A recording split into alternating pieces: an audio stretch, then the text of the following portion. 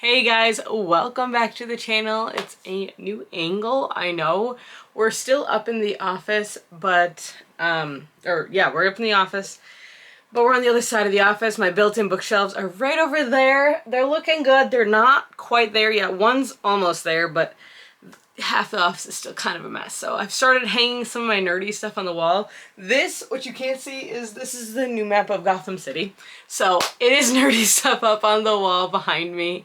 I do want to try and film here a little bit more often, but it's like 80 degrees outside today, and it's been in the 50s and 60s lately, so today was a bit of a shock, but I wanted to film a book haul from the library. I shouldn't say a haul, but it's more like the books that I have right now from the library. I have two different piles. I have a fiction and a non-fiction pile, as self-explanatory. I am going to start with the non-fiction books. There's 5 of them that I have checked out currently, and these books aren't like I have to read them. They're ones I would really like to read, but also since I now know my library has them, I can always request them again, which I have done for several of these, but we'll kind of get to that later. So I use my library basically daily, mostly because I work at a public library, but the funny thing is I actually work at a public library that is not in the town that I live in. I work in the city library, and I actually live a little more in the suburbs. So I don't live in the city I work in, which is a little inconvenient, but I also really love it. I love the people that I work with. I love the community I work in. It's a great time. So I also will always advocate for library usage. I have been a library goer since I was a child. When I was really little, we used to spend after schools at the library doing homework, and my mom always took me to libraries a lot. That was a big place that I spent a lot of time at. So, and that kind of still is the same today. So yes, and I do not have any makeup on because I'm sweating. I'm really, really warm. So I don't know how long this video is going to be. I'm not going to go into details about all of the books, mostly just because I'm really warm. But without any further ado, let's jump into this. It'd also be better if I could turn the light off, but it's just, you can't see if I turn the light off. We're going to start with my nonfiction books. The two big ones, I shouldn't say big ones, this isn't a big one. The first one I'm going to show you is Why Dinosaurs Matter by Kenneth Lecovara. This is, I believe this was actually a TED Talk, and it's been put into book format. Yeah, I'm pretty sure this was a TED Talk. And this was written by a paleontologist who talks about the importance of dinosaurs on today's world and understanding them. I love dinosaurs. Dinosaurs have always been something that has been intriguing to me, has been interesting, and I do actually, one of the few nonfiction books that I consistently read are dinosaur books, actually. And the first job I ever wanted was to be a paleontologist, and so this is how I'm kind of continuing with it, is I'm still reading about them. I'm still learning about dinosaurs because I want to and because I can. So yeah, that's where this one comes in. This is the first one. The next one, kind of on the same subject, is The Rise and Reign of the Mammals, A New History from the Shadow of the Dinosaurs to Us by Steve Brusatte. The cover actually is very similar to, he wrote The Rise and Fall of Dinosaurs, which I have read. This is basically, in essence, a sequel to that, but after The Rise and Fall of Dinosaurs, this is what happened after the dinosaurs. So my interest in paleontology extends to post-dinosaurs a bit as well. So I really just like the ancient kind of history stuff.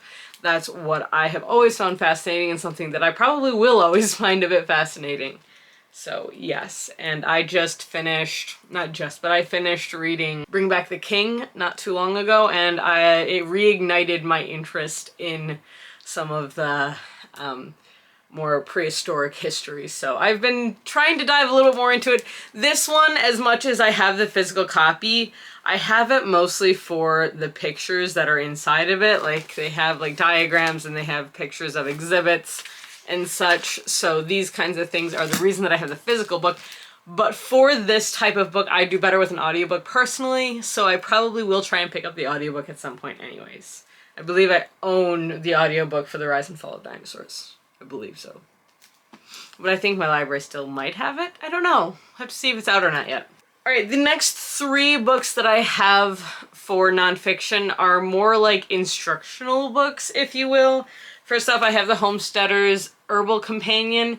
I've had trouble with growing herbs this year, and so I kind of looked in to see what books are recommended for trying to get better at growing herbs, and this was actually one that was recommended. So I have a couple herbs that I would like to grow. This recommends you start with 5. And if the 5 work, then you move on to more, which makes a lot of sense. So I'm going to read through this and see what it is I'm looking to do with the herbs, and if it's going to be like tea, if it's going to be for making homemade soaps, or whatever it's going to be for, or any of that kind of stuff, and then go from there. So this, yeah, so I have this one, and it's probably going to be something I'm going to get into in a different type of video. I don't even know if I'm going to do that on this channel. I've been debating doing something else, like a different channel that'll deal more with my crafty kind of stuff and like daily life rather than just book stuff. So yes, let me know what you think of that idea. But this is another one. This is by Amy K. Fewell. I'm sorry, F-E-W-E-L-L.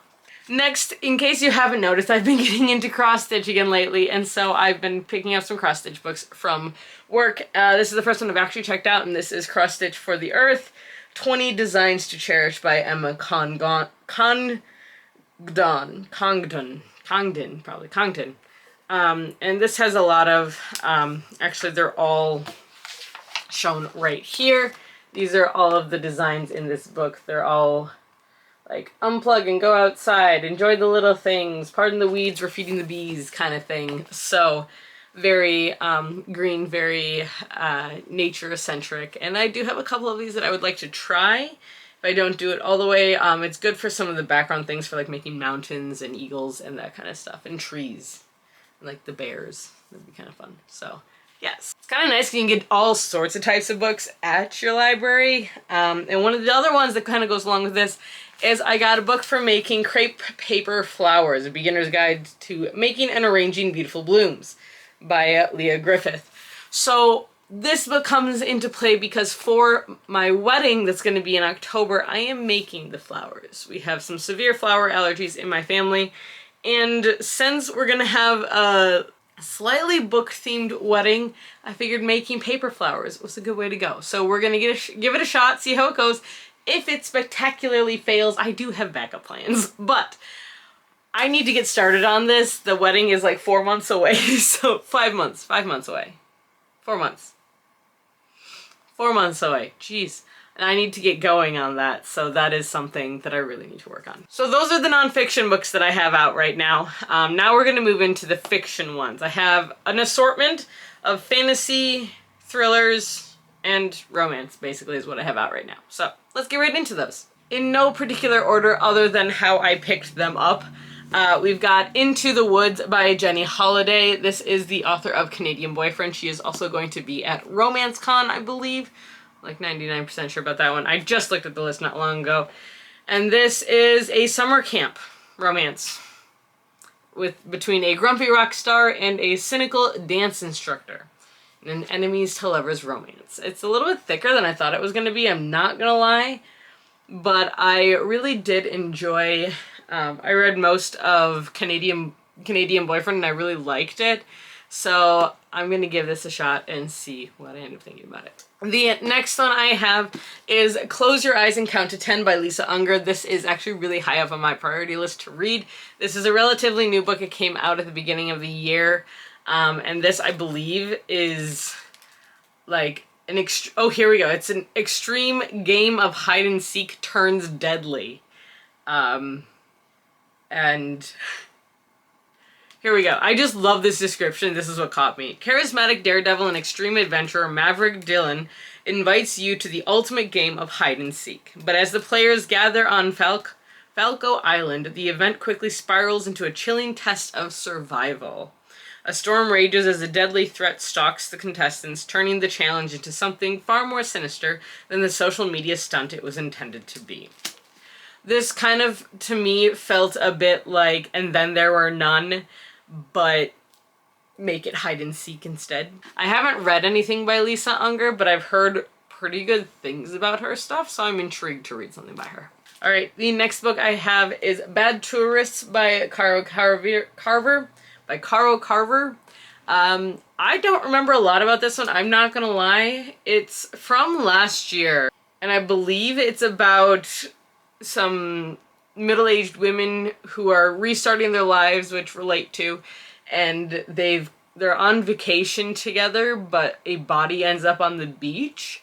That's what I remember about it, but I think it was recommended to me by a patron. I think a patron was like, you should read this, you'll like it. And I said, okay, I'll give it a shot. So now I have it, and I should probably read it. So there we go. Next one I am very excited to read as well, and that is Crash Landing by Annie McQuaid. I talked about this book actually back at the beginning of the year, I think it was. Maybe I didn't actually talk about it, I meant to, but this was one of my anticipated releases for this year. This is about a pair of exes who are both invited to a destination wedding, but when their plane is canceled, he offers to fly her because of course he does, and they end up stranded on an island, and things go really well on the island, but can they get along off of the island? So it sounds really fun, and it sounds like a romantic version of Lost. Maybe, maybe not, I'm not sure. But I am intrigued by this one, and she will also be at Romance Con, so that'll be fun as well. Another book that almost made it onto my anticipated releases for April, and that is The Page Turner by Viola Shipman. This is, I don't think this is actually a romance. I think this is just a literary fiction. But it's a young romance writer makes a discovery that throws her elitist family into chaos. So she's basically unearthed some family drama that everybody's been hiding, and it causes a lot of chaos, and she has to decide whether she's going to stick with this family that has not been supportive, or if she's going to move on and do her own thing. And I think there's like spies involved or something like that. Nope, that's it. I don't remember. But yeah, something about her grandmother. Her grandmother had secrets. So yes, there we go. Whose grandmother doesn't have secrets? Next book is one that was kind of one that I picked up on a whim, and that's Wish You Weren't Here by Christy Schilling. And this is a romance, and it was just advertised as for fans of Tessa Bailey. So I picked it up. And it takes place in Italy, I know that much, and it says it's a transportive debut. A woman spending a summer in Italy finds her world completely upended, but it may be the kick she's needed to figure out who she truly wants to be. So I've been kind of on a journey of self-exploration lately, as cliche as that sounds, and so I have had the urge to pick some of these up, so here we go. The last book that I have out right now, I have several on order, and I have a couple that I gotta take back because they're overdue, because I work at a library and I still have fines, so don't worry if you have fines, that's completely normal. Like, that's just a thing, and if your librarian ever shames you for it, that's on them. They should not do that, because I have fines and I work at a library. I'm there almost every single day, and I have overdue books. And we have a 3-day grace period. Anyways, the last book that I have to show you guys here today is The Phoenix Keeper by S.A. McLean. I love this cover. I think this cover is so pretty and so cool, and this is about a zookeeper who keeps track of phoenixes. And like, that's what I know about it. I know it's a very sweet story. I know it's a lot of fun, and I cannot wait to read this book. I know it went around booktube and everywhere for a while, and there were some mixed thoughts on it, so I'm really intrigued by this, and I cannot wait to see what I personally think about it. So that's what I got for you guys here today. I hope you enjoyed this video. I know it's a little bit different. It's been a while since I've done a library haul or a gathering of all the library books, but I hope you enjoyed it. I really do. And if you did enjoy it, please let me know, and I can do more of these. Like, comment, subscribe, all that good stuff. And until next time, stay safe, stay healthy, keep reading, and keep moving forward. Bye.